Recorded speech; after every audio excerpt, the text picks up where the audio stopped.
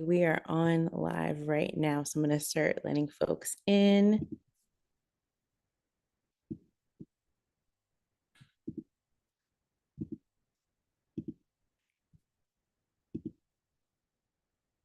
Hello, everyone. Thank y'all so much for joining. We're so excited for this teaching with Dr. Erica R. Edwards on the other side of terror, Black women in U.S. empire. Please feel free to share your name, your pronouns, and where you're based in the comments. We love to shout folks out. And just thank y'all so much for being here. This is a dream come true to have this teaching with Dr. Edwards. Hi, Angela. How you doing from Rutgers, New Jersey? Hi, Tony from Chicago. Really happy y'all are here. We're going to wait for a few more folks. Hey, Alexandria from Dallas. Really nice to have you here. It's really great to see folks from all around. Got folks from Rio. Hi, Anna from Rio de Janeiro. This is really beautiful. Thank y'all so much for being here. We're going to wait a few more moments to let some more folks come in before we get started because I am keen on honoring our amazing, amazing teaching curator and guest, Dr. Edwards. And we have folks from London, from South London. Hey, Blue.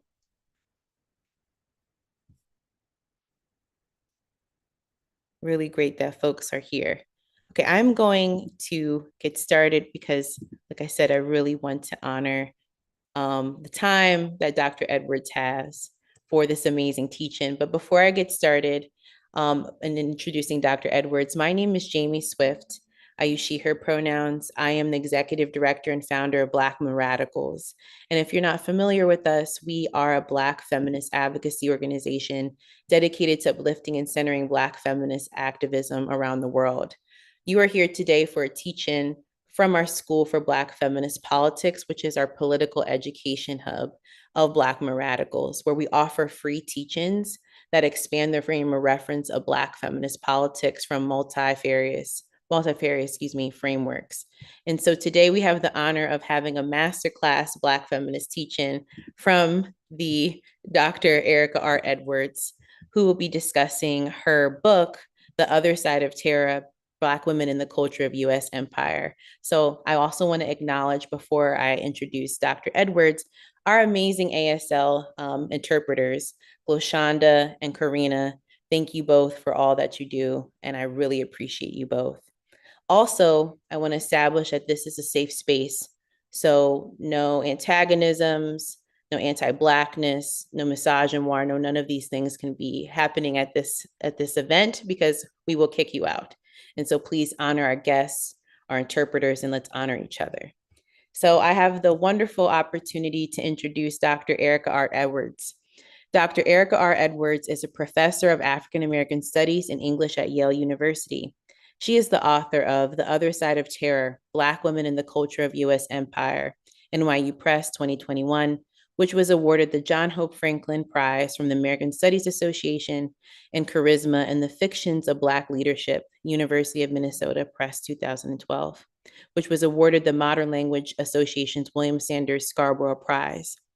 Edwards is the co-editor with Roderick Ferguson and Jeffrey Ogbar of Keywords for African American Studies.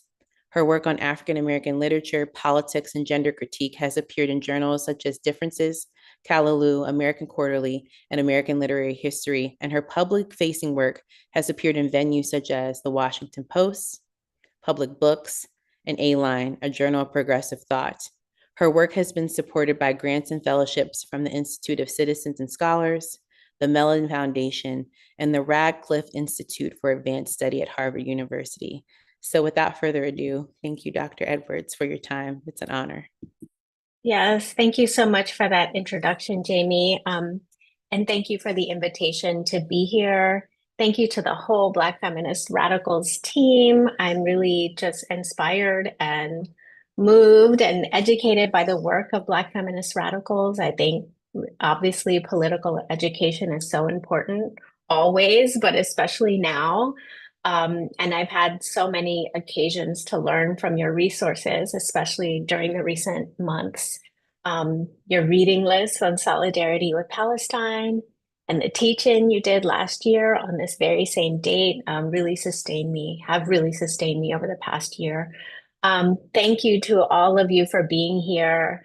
I'm not sure where everyone is on the scale of time, but it's evening here.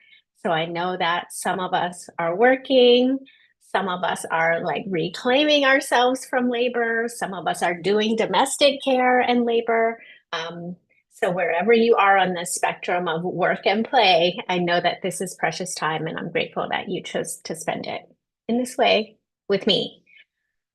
So preparing for this teach-in, I prepared less of an academic talk and more of a real kind of teaching. So like a series of prompts for thought that are loosely based on the structure of my book. And I did that because Jamie asked me to talk about my book. And I was excited to talk about it. So I'm assuming that some of you may have read it or read parts of it, and that others of you may have read none of it. And wherever you are on that spectrum is all good.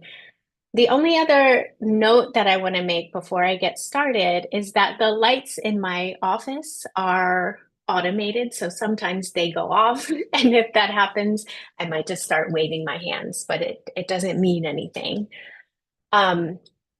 Okay, I think that's all I want to say by way of introduction. So now I'm going to share my screen and get started. Um,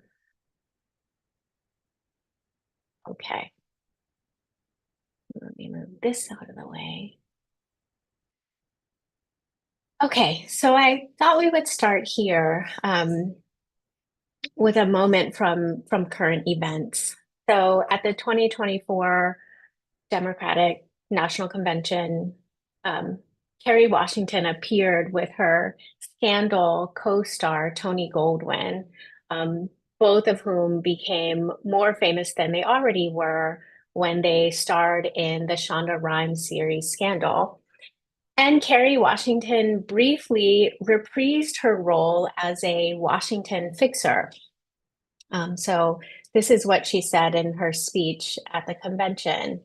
Um, but I'm not here tonight as an actor. I'm here as a mother, a daughter, a proud union member, the granddaughter of immigrants, and a Black woman descended from enslaved people. I am here tonight because I am an American and I am a voter. I am the one standing on this stage, but I am not the lead character in this story. You are the fixers, dare I say it, you are the Olivia Popes. So I wanted to start there because there are two kind of serious moments in my book when I talk about Kerry Washington. One, when she appears at the end of Spike Lee's Black World War II film. She appears to sort of save the day, right? She comes in as a powerful corporate lawyer who like emasculates the judge who is getting ready to sentence this Black Puerto Rican veteran. The other moment I analyze is when Kerry Washington appears as Olivia Pope in the Shonda Rhimes series Scandal, a series in which Olivia Pope's affair with the Republican president helps save the Union again and again. But there's a third moment when I write about Kerry Washington in a more oblique way, when I refer to her role in Save the Last Dance, a film where she showed up as the foil to the protagonist, Sarah, played by Julia Stiles. So in that film, Washington plays a gritty single mother from the south side of Chicago who wears her hair short and natural-ish and helps teach the white girl how to do hip hop dance. So since the book has been in print, I've always felt embarrassed about this one paragraph. Like maybe it was too indulgent. Like maybe this is where the book got away from me. Like this is where I was just doing a little bit too much. So here's what I wrote. The teenage dance film might be the version of the interracial war film made just for people like you. People who became Coco or Leroy each time you hopped up on the sofa with your sister and your cousin from Cleveland. The three of you belching your hearts out while learning to fly and perhaps living forever. You eventually settled for latecomers to the genre like Save the Last Dance. If nothing else, because the Black South Side high schoolers teaching the white girl to dance were teaching your ass something too. Imagine your surprise when the miracle you so needed then grows up to be the miracle that can only be aggressively disbelieved now. So this is the paragraph that leads into my reading of the Spike Lee film Miracle at St. Anna, a war film. So revisiting this sort of embarrassing moment in my text now, I can see that what I was trying to make sense of is representation and betrayal, right? I was trying to make sense of how it is that Black women play lots of different kinds of roles within imperial culture. And what I mean by imperial culture is the um, expressive culture, the literature and film and music that emerge, the expressive culture that emerges both within and in conflict with a nation state defined by its expansionist tendency. So, how it is that Black women play multiple roles within imperial culture, and that those roles are always shifting between fidelity to some imagined Black community and fidelity to some imagined national community, which is to say, every appearance of the Black woman on the national stage is an act of betrayal of some sort. And I was trying to think through that. So, as someone who deals with histories of the present, it's hard not to feel some kind of like sick satisfaction when things like this happen, right? Like when what I wrote about in my book comes into such absurd articulation in the world itself. When a Black woman runs for president and she is endorsed by a Black woman who played the Black woman who saved American democracy by stealing an election, and becoming the mistress of the white president she helped put in office. When an actor cosplaying as the fixer character she played is urging us to fix American democracy by voting for someone who looks like us.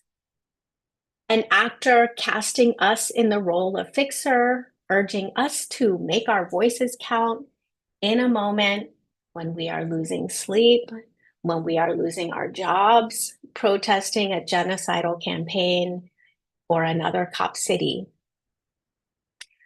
So, the question that I think I'd like for us to focus on in this teaching is how is it, or how do Black women radicals help us make sense of this absurd moment we're in? Maybe we want to call it the Kamala conjuncture. What do Black radical feminists teach us about US empire and about Black women's various roles within it? So, how I'd like to proceed is in three parts. So, I want to talk just for a bit about what motivated this book, how I came to it, and then the remaining two parts will just, like follow the structure of my book. So part two will be imperial grammars, and three will be insurgent grammars. And I'll say more about what both of those terms mean when we get there. Um, so the question of how I came to this project is really a question of when.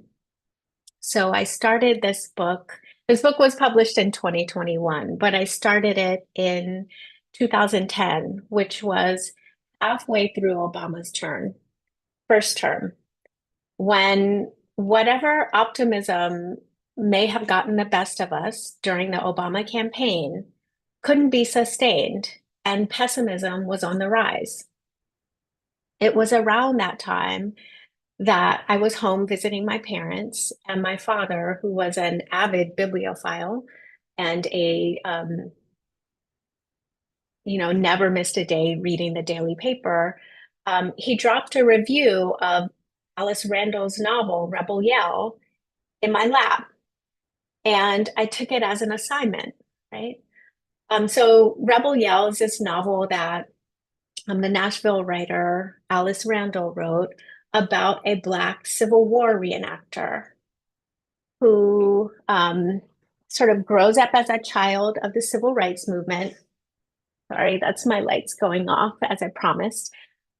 Grows up as a child in the civil rights movement. And instead of following the footsteps of his father, who's a major leader in the movement, he sort of over identifies with the occupying police force in Nashville and instead becomes a CIA insider, a Pentagon spy, and ultimately becomes a lexicographer at the Pentagon, which means it's his job to parse definitions of torture, to make sense of and to excuse what happens at Abu Ghraib.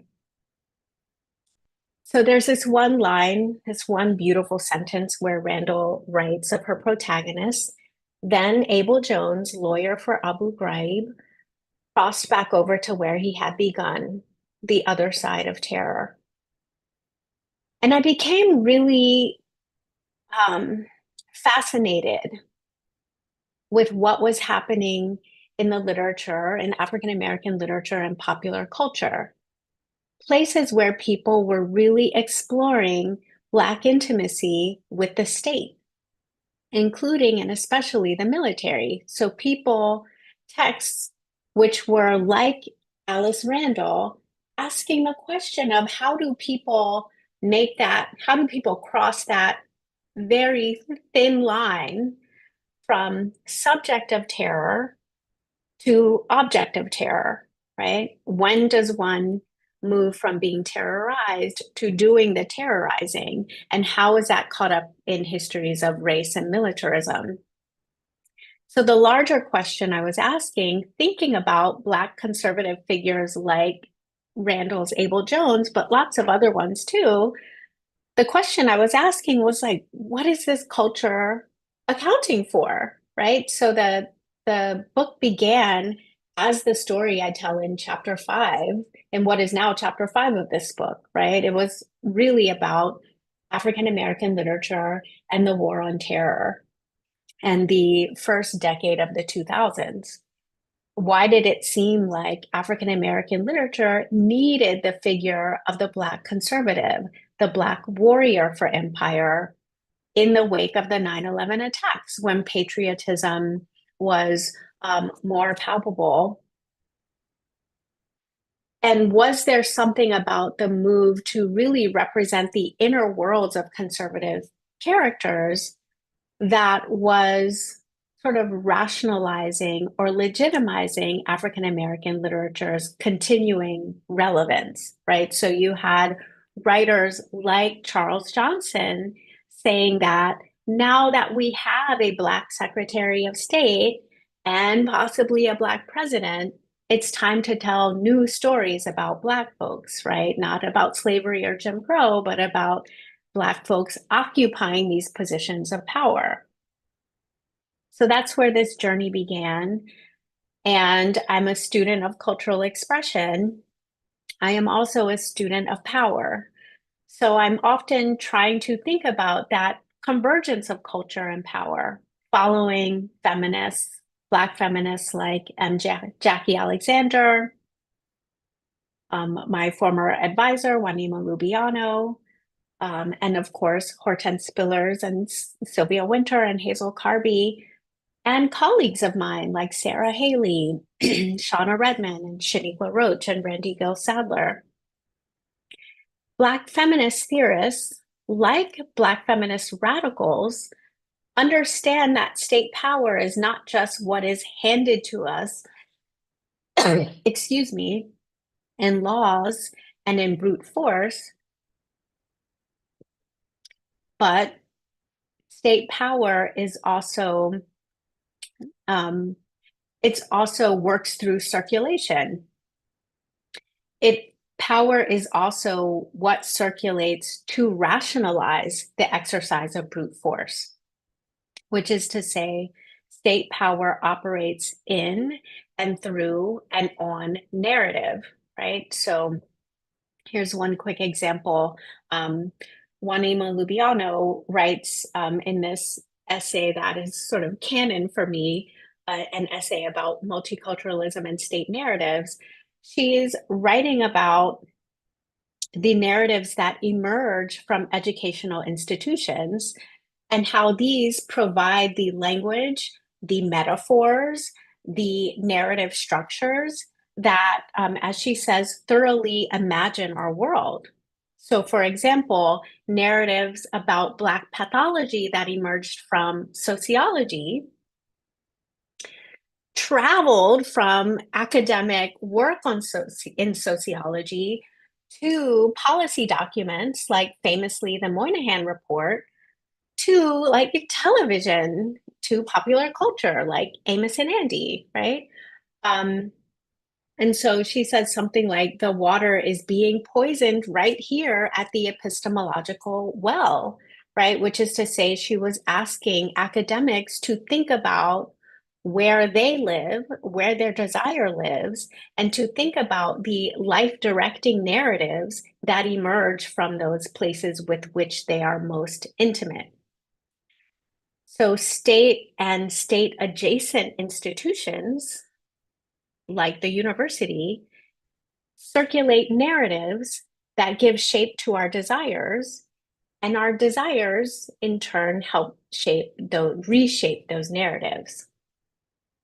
It seems important to me to return to this sort of basic point about culture and power because we are more intimate with narrative and representation than I think we've ever been. Like, we sleep with the phones we watch TV on, right? Or the phones that we TikTok on. So we have like closed the distance between representation and real life. Never have we been closer to representation. And like, so it's also like that Kerry Washington moment, right? Like all of a sudden, Kerry Washington is Olivia Pope, right? And so are you.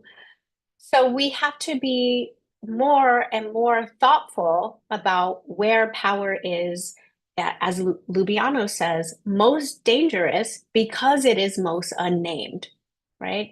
So that is to ask, where do stories about power come from? And how do these life directing narratives produce consent to domination? And how do they delegitimize dissent to domination? Okay, so stepping back from the story of like what was happening in African American literature after 9/11 sort of catalyzed this new moment in American power, I I started trying to tell a fuller story about the war on terror, what I would have to theorize as the long war on terror, as a racial gendered regime.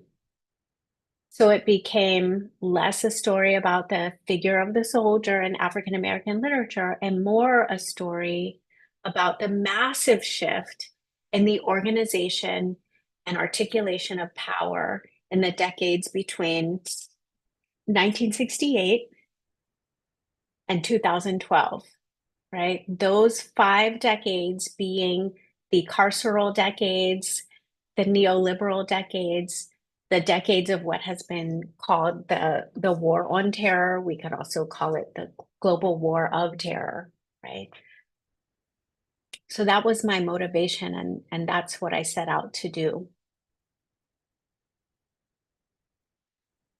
So I want to shift to talk about imperial grammars, right? So the question we're asking throughout our sort of work tonight is how do Black women radicals help us make sense of the moment we're in? And what do Black radical feminists teach us about US empire and Black women's various roles within it? One answer that we could venture to that question is that Black women radicals give us a precise definition of empire that understands imperialism as a racial, gendered tendency within the world system of capitalism, right? So, in The Other Side of Terror, I analyzed the role of Black women in US culture throughout the post 1968 period, what I call the long war on terror. And I focus on this era because it was during the decades between the end, um, and I don't mean end like a passive dying out, but the active ending of the radical civil rights movement and Black power, between the end of civil rights, Black power, and the end of the Obama presidency, that various forms of counterinsurgency and counterterrorism came to dominate the US approach to managing threats to the so-called American way of life and enabling the imperial reach of capitalism. So it was during these decades that the term terrorist could be as easily applied to Assata Shakur, the Black feminist radical, Angela Davis, to Al Qaeda or ISIS, or to radical intellectuals in universities like many of ours, right? So the forms of threat management that solidified during these decades included practices of expulsion and discipline, so increasingly militarized domestic policing, proxy warfare, torture, drone killings, but they also included discourses and practices of inclusion and affirmation vis-a-vis what we liked to call multiculturalism. So anti-Blackness, on the one hand, served as a laboratory for policing, surveillance, military force. And I say laboratory because I mean the practices that were tested on Black radicals in the US were then were sort of exported to theaters of war outside of the US. On the other hand, while anti-Blackness continued to link Blackness and criminality, public culture also affirmed Black representation as the sign of enlightenment, with political figures like Condoleezza Rice and Colin Powell and the Obamas announcing the nation's fitness as a world leader in multicultural democracy. So, like at his confirmation hearing, for example, Colin Powell referred to himself as like miraculous me, right? And said that his appointment as Secretary of State would show to the world what is possible in this country, right? So Black representation as a kind of key feature of empire building, a key rationalization of empire building, that meaning a kind of strategy for making sense of and making the case for empire building. I think it's really important that we bring clarity to the term empire. Sometimes we use the term almost cartoonishly, like we're talking about, superheroes fighting against evil, or we're talking about the Sith Lords in Star Wars, like the evil empire. Um, Empire is not just like everything bad, right? Empire is a specific mode of power that operates through the logic of annexation and attachment, expansion and settling, right?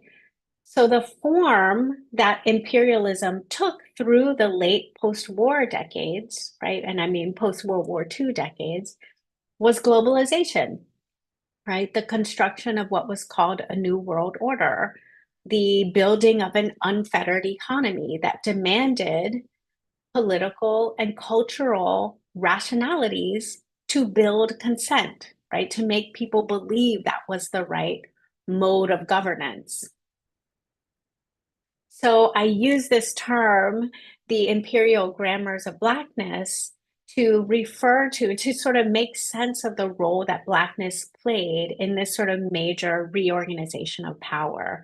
And I use the term to refer to the languages, the codes, the gestures, the actual Black words that link US violence abroad to the US public sphere's incorporation of Blackness as a sign of multicultural goodness.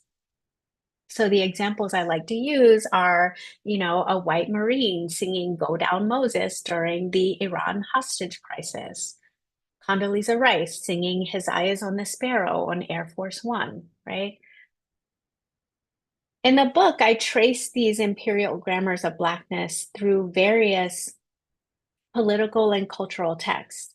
And my goal is to help us think about official anti-racism, right? The anti-racism of the state, not as a PR strategy for the state, not as a simple kind of, not as a strategy of just making the state look good, right?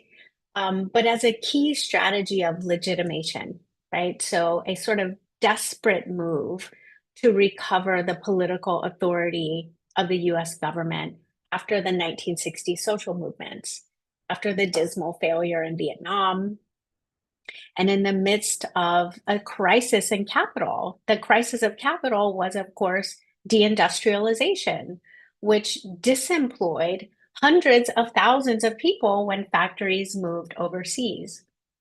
It was during this time when we saw both political and economic crisis and widespread social activism that public policy elites theorize like incorporation, the incorporation of minority subjects as a strategy to save democracy, right? So, for example, there was a group of public policy makers, which included the political scientist Samuel Huntington and Congressman Daniel Patrick Moynihan, famous, or maybe we want to say infamous, for the Moynihan Report about the Black family as a tangle of pathology, right? That Moynihan.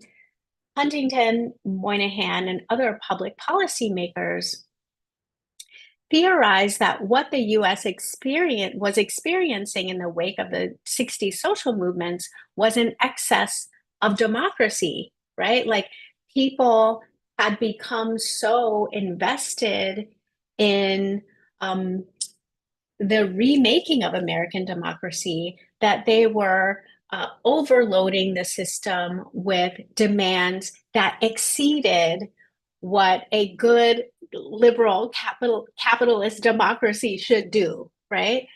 Um, and they link this kind of runaway democracy to the Black woman as a figure and a figure of excess and a gestator of this excess demand, right? Um, Huntington, in response to these sort of anxieties about democratic excess and the government's loss of authority, argued that people could be if people were not assimilated into the political system, they would become a continual source of antagonism to and revolution against the political system, right? So if democracy was imperiled by this excess of democracy, this real democratic surge, and Black women were in part responsible for this excess demand, right? Because Black women were gestators of pathology, then US imperialism had to do something with Black women, right? And so part of how we see that doing something with Black women take place is in the realm of culture and in the realm of corporate and political management, right? So I'll come back to that. I wanted to say something just briefly about there's sort of three, when I'm talking about the like post 1968 decades, I want to just sort of make sure we understand that there are three kind of important nodes or epochs or sort of eras within that those decades, right? And I won't linger on this point, but I think it's important to note that what happens towards the latter end of the Cold War, right? So the Berlin Wall comes down in 1989.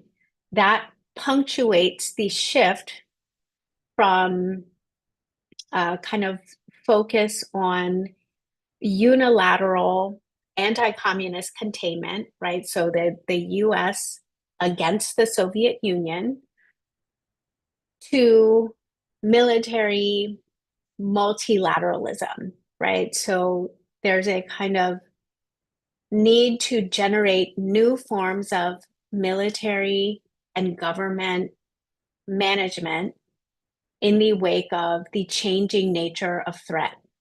So when sort of foreign threat can no longer be located in one place, then these sort of strategies of combating threat have to become ever more diverse, right? So we need proliferating forms of intelligence to match the proliferating forms of threat.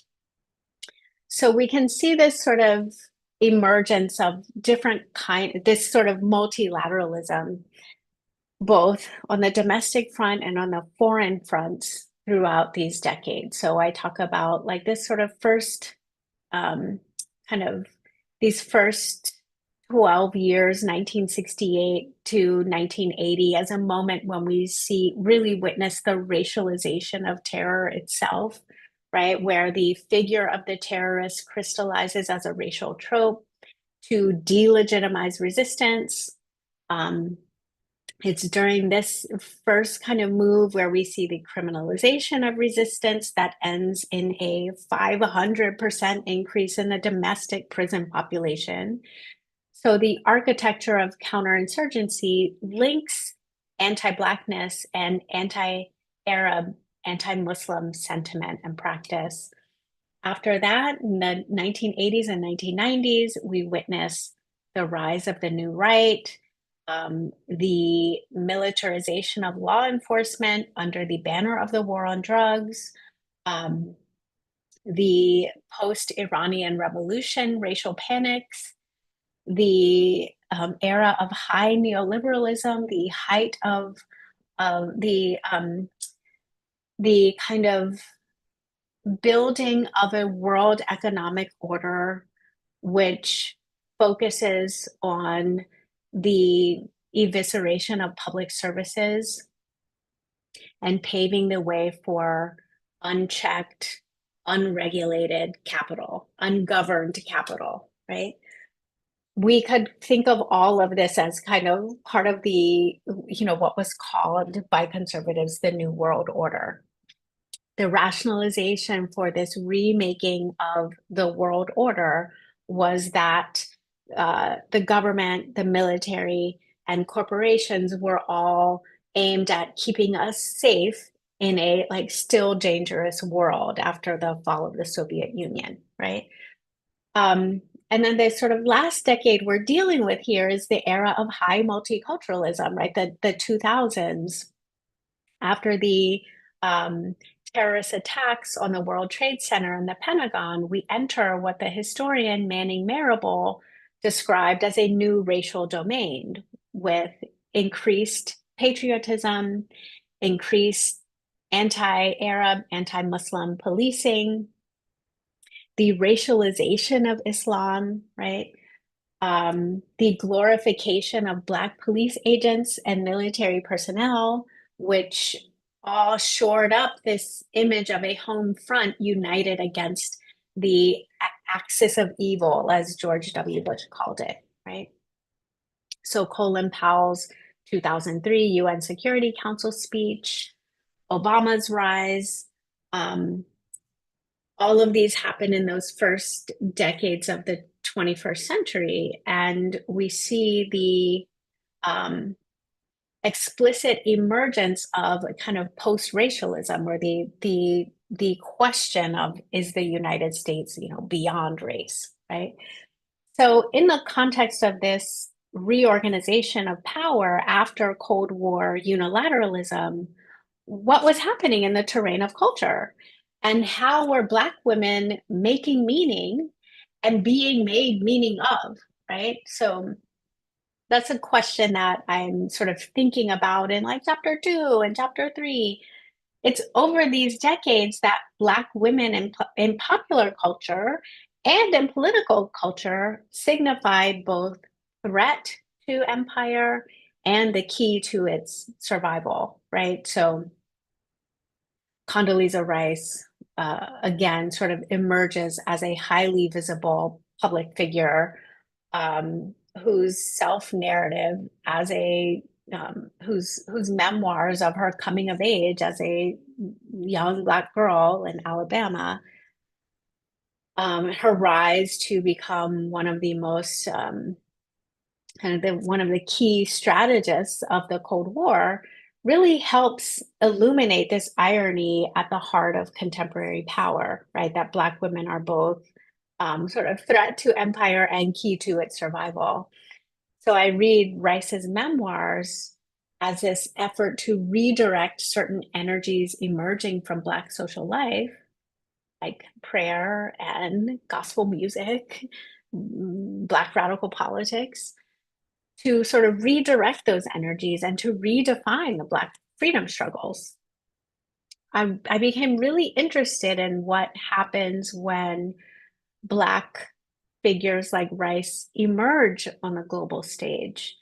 And just like in her memoir, which has to tell her story through both a heritage plot that tells us all about her upbringing, like as a real Black person, she has to have that heritage plot and also this kind of counter-terror plot, or this like transcendence plot about like sort of overcoming and the nation's overcoming. That just like we see Rice managing that double plot in her memoirs, we also see it emerge in our own public life, right? Like I'm thinking about how in Kamala Harris's convention speech, she told the story of her childhood friend, a girl named Wanda, who was being sexually abused. And that's what inspired Harris to become a prosecutor, to keep women safe, right? So the imperial grammars of Blackness tie Black women's achievement to protection and also to danger, right? So we see how the increased representation of Black women in public places and in public positions became necessary for the industries and the image of crisis management and national security and counterterrorism. So between the Cold War and the 2000s, so between 1989 and like the post 9/11 moment, we saw this alignment of Blackness and security. It was during this time that popular culture made over old tropes, like the old tropes of Black femininity, like Jezebel and Mammy. Like popular culture still had use for those symbols and images, but it layered over them with new symbologies, or what I call in the book, new Black femininities. It was in this context when Black women were made over into the image of protectors. It was in this context that Kerry Washington became the first Black woman to star in an hour-long network series with Scandal, right? So we might see that as the culmination of this successful, agential, protective, professional Black femininity at the center of police power and juridical prowess. Okay, so to end this section, I thought I might just play a short clip from Scandal, which I think will help us understand the kind of work that I'm asking us to pay attention to, the work that Black women were doing to make US power desirable as it sort of went imperial, right?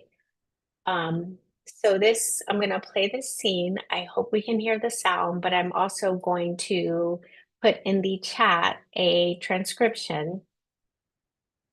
And so what you'll see is a scene from Scandal's season 2, episode 8, an episode that I write about in chapter 3. And the only thing I think you need to know if you're not familiar with Scandal or my reading of it, the only thing you really need to know is that like the white guy is the president and the Black woman is his mistress, and they are visiting the National Archives, which houses the Constitution.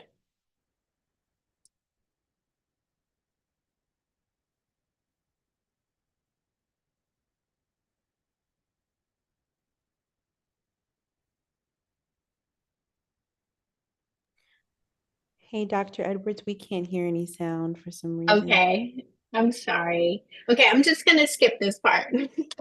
Um, what I will say about this scene is that if I were playing it and we were watching it, what you would see is the president urging his mistress to like touch the Constitution. And what I'm trying to think about is how the document of the nation's founding serves to sort of triangulate this desire, and this symbolic copulation at the site of the Constitution sort of performs what I'm calling this intimacy between Black women and an empire. Okay, so let me move on to our final section here, um, insurgent grammars, with apologies for the failed sound. Okay, so what do Black radical feminists teach us about US empire and Black women's various roles within it? That's the question we've been asking. And the first thing we noted is that Black women radicals, Black radical feminists, give us a precise definition of empire, a definition that understands imperialism as a racial gendered tendency within the world system of capitalism. The other point that I want to make is that Black women radicals give us templates of refusal. They really give us assignments of refusal, and they give us experiments in radicalism. And they do this, and this is, I think, what's important for me as a literature scholar. They offer these templates of refusal through their work with language in what I call insurgent grammars, grammars that reorganize and disorganize the imperial grammars of Blackness, right? So Black women are at the center of the story I tell about contemporary power, right? All the stuff I just said about the Cold War and et cetera.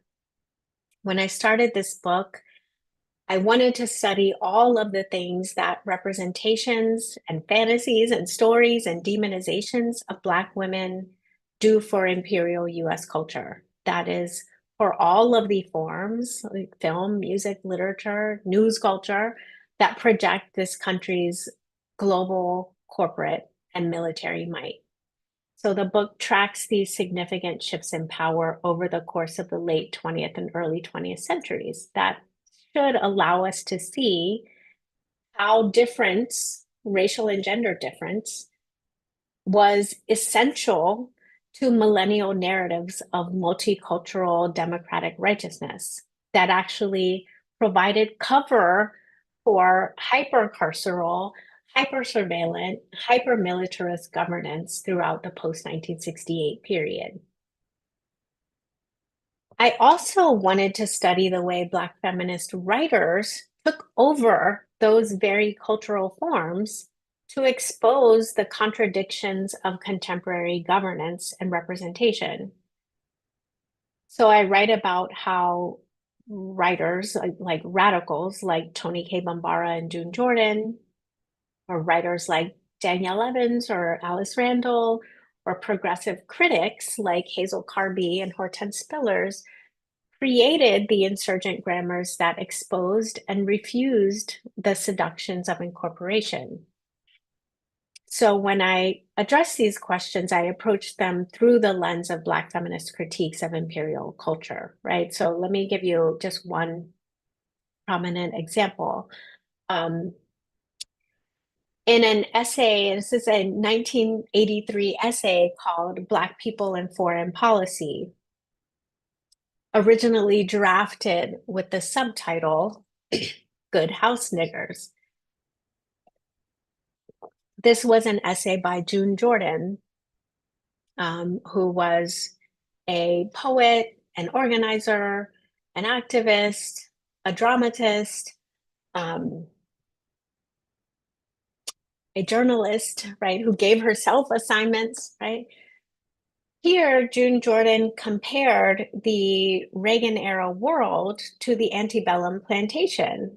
And in a well worn use of the house Negro, field Negro metaphor, Jordan actually argued that, like, instead of saying, like, Black people um, should disavow the role of house Negro, right? Instead of saying that, Jordan argued that Black Americans should actually embrace their role as the house Negroes, right? Black Americans, she writes, act as though we think we're on the outside in the field somewhere, but this big house, the US, belongs to you and me.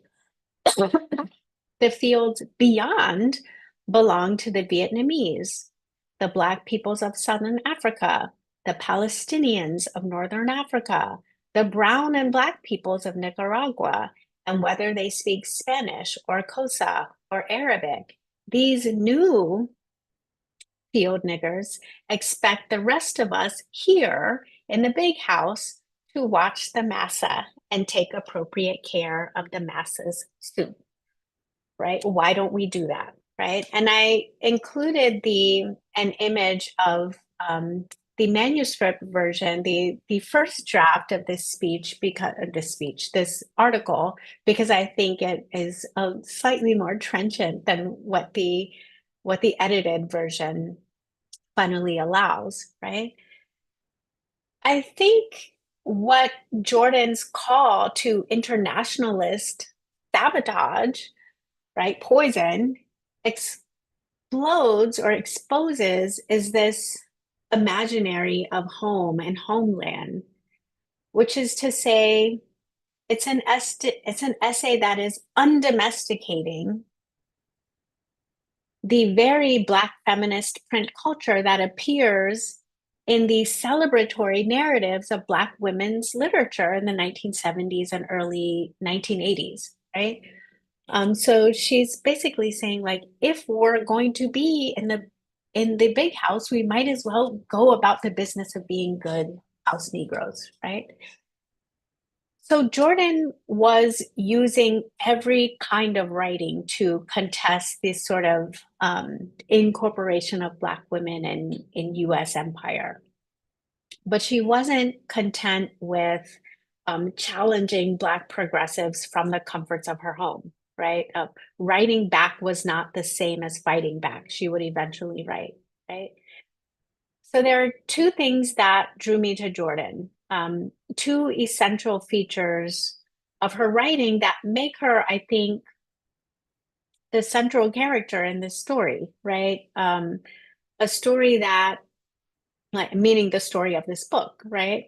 A story that if it were told without June Jordan and her friends would have been nothing more than a really sad story about how US empire won, right? So those two features of her writing are, one, her critiques of language, right? So throughout Jordan's writing, the tendency to identify and ridicule the precise words of liberal democracies, fallacies of protection, often use the convention of like putting quotation marks around words that um, putting quotation marks around words when Jordan wanted to expose the cliches of official state language, right? So efficiency, competence. Now we would we would have to use them to we would have to use quotation marks around like neutrality or civility, right? Um, she liked to use them every time she used the term foreign policy or law and order.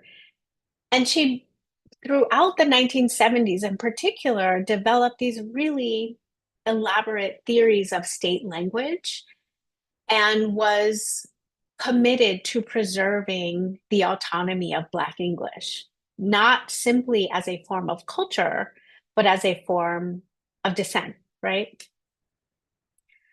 So that's like one thing, like all of her really interesting work on language and how it sort of surfaced in her own poetry.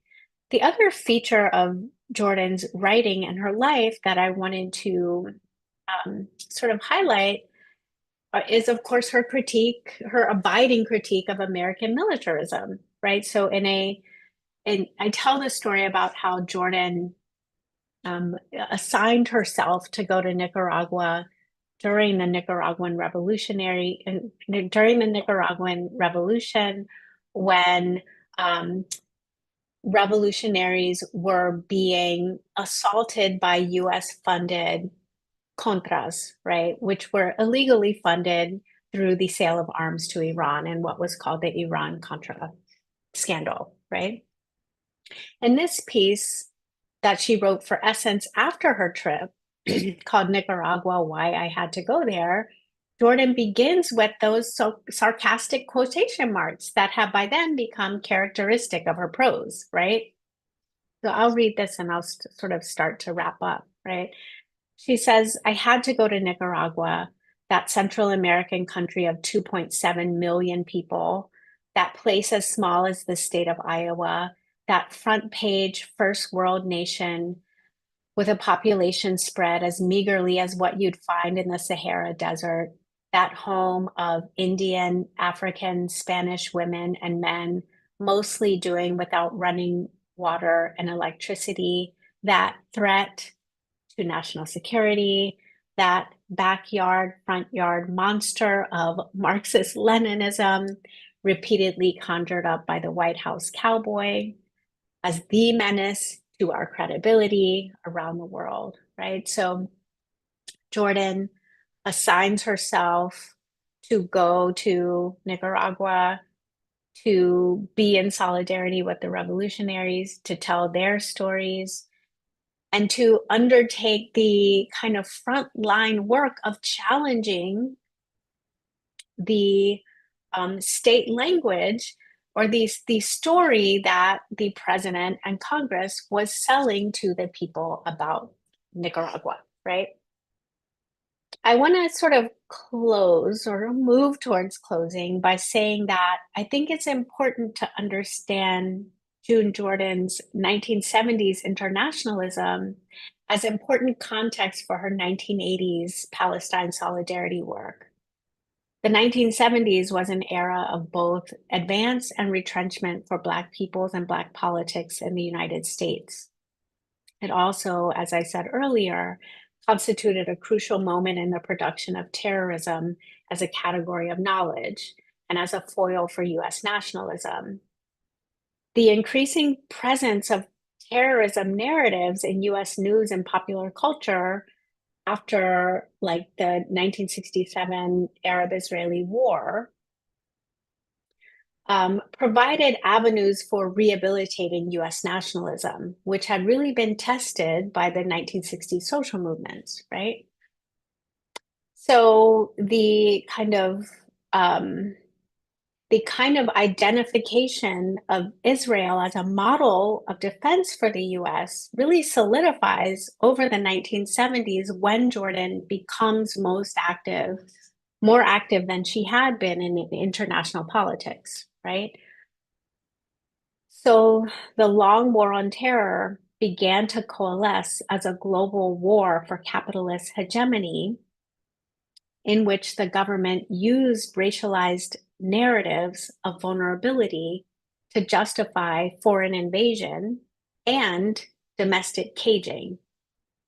It was the discourses of the 70s that made Blackness the criminalized threat to the national family and made this so-called like Muslim terrorists a scapegoat for US financial precarity at the end of the Fordist economic system.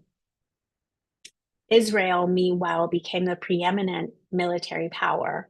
And for the US elite, it became the model of defensive power that would be an antidote to the so-called Vietnam syndrome, right? The idea that the defeat in Vietnam was a function of a weak US state lacking authority and nerve, right?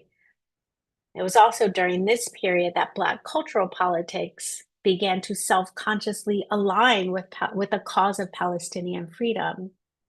So all of these surveillance mechanisms of the state in the 1970s, from police patrols to infiltration to agent provocateurism to wiretapping and espionage to social work, um, and the protocols of routine performance review, these all caught Black women in a net of intelligence gathering. That was the sort of domestic iteration of a global project of counterinsurgency. At the same time, Black women like Jordan were refusing to sort of celebrate the incorporation of Black women into higher and higher realms of culture and politics. Um, so the iconic example of this is now Jordan's early 1980s pro-Palestinian writings. How Jordan risked everything, like friends and jobs and editorial relations, all of it to put her life beside the lives of the Palestinians, and how this risk of besideness was what defined her feminism, right? So it was during that time when she faced incredible personal loss and professional loss for her writings on Palestine that Jordan wrote the Israeli invasion of Lebanon, the complicity of Americans through tax monies that support the invasion, the slaughter of Lebanese peoples, the decimation and rout of the Palestinian peoples, the awesome determination by white men to silence or discredit American dissent, the vicious wielding about of the term anti-Semitic whenever anyone protested, the interminable carnage executed and precipitated by that invasion, left me extremely embittered, shocked, and wondering about life after Lebanon. What would that be like? This is, of course, after the 1982 attacks of the Sabra and Shatila Palestinian refugee camps. So she asked, with the construction of the ultimate taboo, a taboo behind which the fate of an entire people, the Palestinians, might be erased, how could there be an intellectual, a moral life after Lebanon, right? So I think I wanted to end here because Jordan was one Black feminist radical who was using the work she did as a writer to make sense of Black women's role in the culture of US empire. There were other writers who wrote alongside her or in the tracks she put down, like Toni K. Bambara or Toni Morrison or Gloria Naylor or Danielle Evans or now Alexis Pauline Gumbs. And my goal throughout this book was to make Black women's writing harder, right? Like I think we often come to Black women's writing thinking we know what it's going to do or we know what it's going to tell us. And I wanted to sort of defamiliarize it and tell us a different story about Black women and the culture of empire, one that was based in refusal and again, sort of template experiments and radicalism. So, in the interest of time, I will end there, but I'm happy to take a couple of questions. Thank you all so much for listening. Thank you so much, Dr. Edwards. I wish you could see, well, all the messages in the chat saying thank you for your brilliance. This was incredible. Thank you. Wonderful talk. People learned so much. And I just want to thank you so much for your scholarship, your rigor in your research, and just for your radical Black feminist praxis. I really do appreciate that so much. Thank So you, we Jamie. of course, no, it's such, I told this to Dr. Edwards, y'all, but I was so afraid to email her for this teaching. And when she responded, I was so grateful because your work has transformed my Black feminist politics. And so thank you so much again. Thank Um, you. so to answer this conversation, this teaching will be available on our YouTube channel. It's Black Men Radicals. And so this will actually, the link will be live after this teaching. And so for folks who want to take more notes, excuse me, and share the link, please know that it will be available. So we have 3 questions, Dr. Edwards, and what I'll do is I will read them and put them in the chat. So the first question is that I am wondering how you think about the relatively recent development of Black Americans in executive roles within national politics vis-a-vis neocolonialism on the continent. What are the differences and similarities in your viewpoint? And I will be putting this in the chat. Okay. Thank you so much for that question, Melody. I think, yeah, I don't know if I have a great answer for this question, a super informed one, but I will say that the kind of the history that I think is relevant here is the sort of coming together of um, academic expertise in what was called, during the Cold War, area studies, and the kind of movement of affirmative action and diversity initiatives in governmental agencies, right? So part of what we saw during the 1950s and the 1960s was the establishment of area studies and its academic departments as a way of producing knowledge about, in particular, Asia and Africa and Latin America, right? All of the places where the US imagined the Soviet Union to be like producing radical cultures, right? Um, at the same time, in these sort of latter Cold War decades, so like by the 1970s and 1980s, we saw that like kind of desire to like get to know the other expressing itself in the corporate culture of affirmative action and diversity. So it's by this point in the 1980s that we see the CIA, for example, recruiting on Black college campuses, right?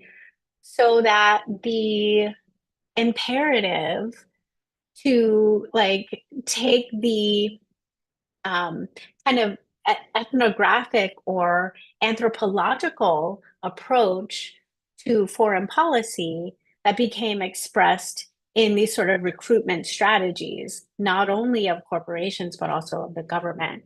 So I think that to answer that question would have to take that history into account. One source that I find really useful on this question is a book by HLT Kwan. It's called Growth Against Development. It's really theorizing savage developmentalism as a kind of concept that the U.S. government um,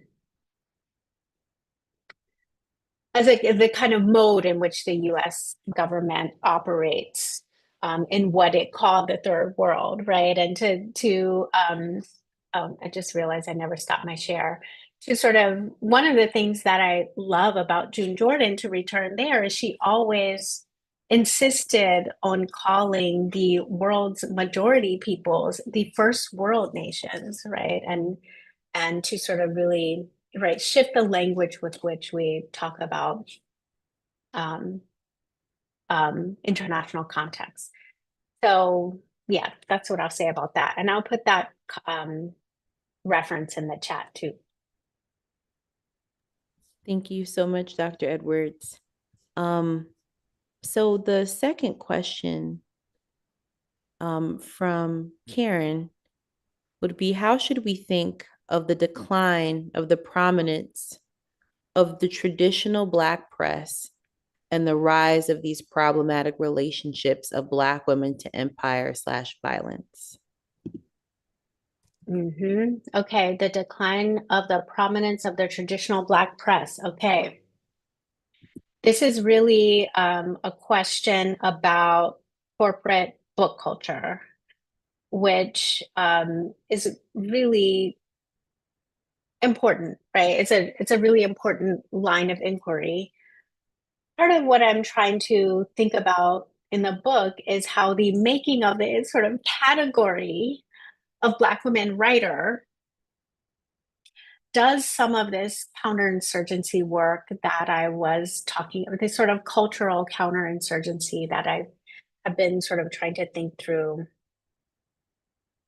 throughout this teaching, right? So I'm like taking these deep breaths because I think this is like kind of like the hard question at the center of my book. It's still the hardest thing to talk about, right? That the like it's so key that we think about how power operates in the places that we most love. And for me, that is, of course, Black women's writing, right?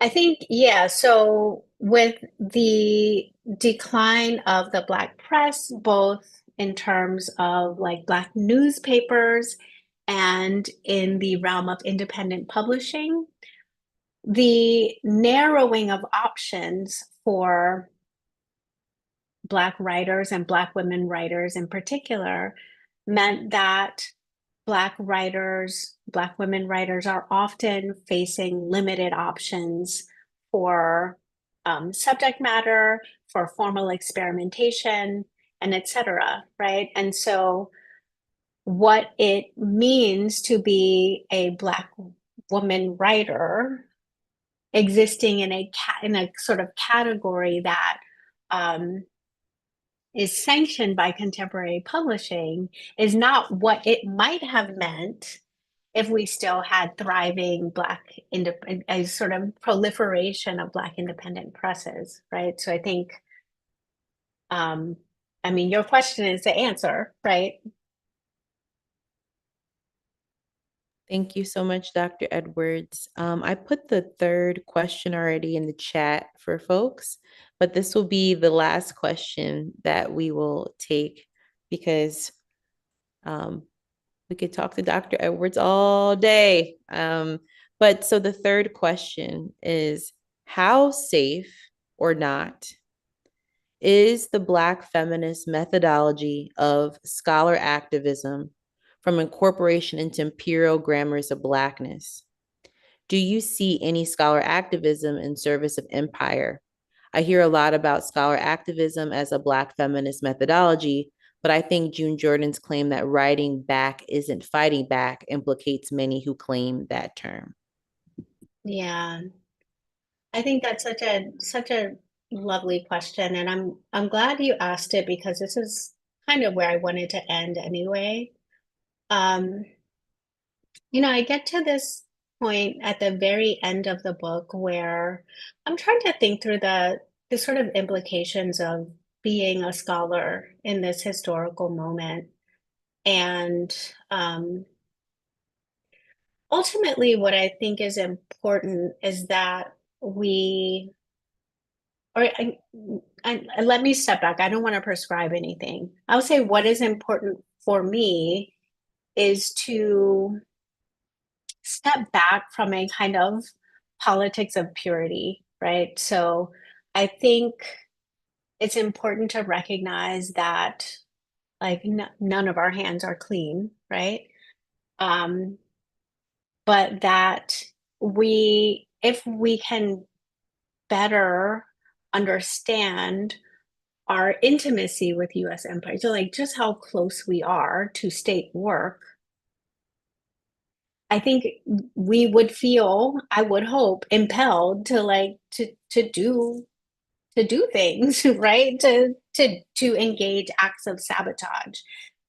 And so I don't think I don't know how helpful it is to call out people for being like imperial scholar activists. Like I don't think that's the job. I don't think that's the work, right?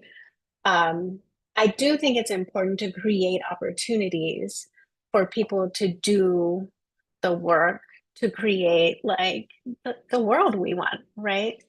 Um, so in fact, this is why I kind of like really step back from the language of complicity, right? Because the to be complicit suggests that there's like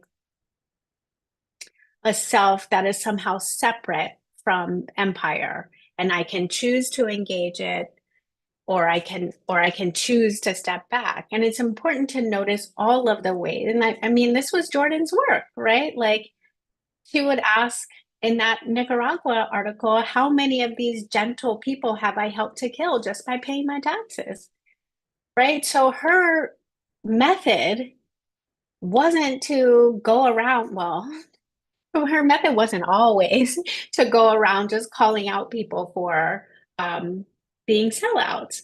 I do think her method was to create opportunities for people to act on the world and act in the world in more ethical ways, right? So that doesn't, I don't mean that to say that we don't have choices in how we act. It means that we make choices in how we act given a context in which we will never fully be in the clear, right? Thank you so much, Dr. Edwards. I just want to personally let me hop back on the call. Um, I just want to personally thank you for this amazing teaching. Um, it is for your amazing scholarship. I know folks feel the same way. And I know we have a lot more questions, but we can only do three. So please don't shoot the messenger, y'all. But Dr. Edwards, thank you so much for this opportunity to learn from you. Thank you for enriching our radical Black feminist politics and praxis. And thank you all for supporting and showing up, because I feel like what is so needed during this time period is third space in the power of Black feminist political education. And so thank you, Dr. Edwards, for that. Thank I, you. I also Thank you, want to everybody. I also want to say thank you. I also want to say thank you to our amazing ASL interpreters, Gloshonda and Karina. Thank you for all that you do. And like I said, this conversation will be on our YouTube, Black and Radicals YouTube channel. So feel free to learn more and more and more. And make sure to purchase The Other Side of Terror if you already haven't. So thank you so much again, Dr. Edwards. It was brilliant, brilliant, brilliant. Thank you. All right. Thank you, guys. Have a good night, y'all. Thank you.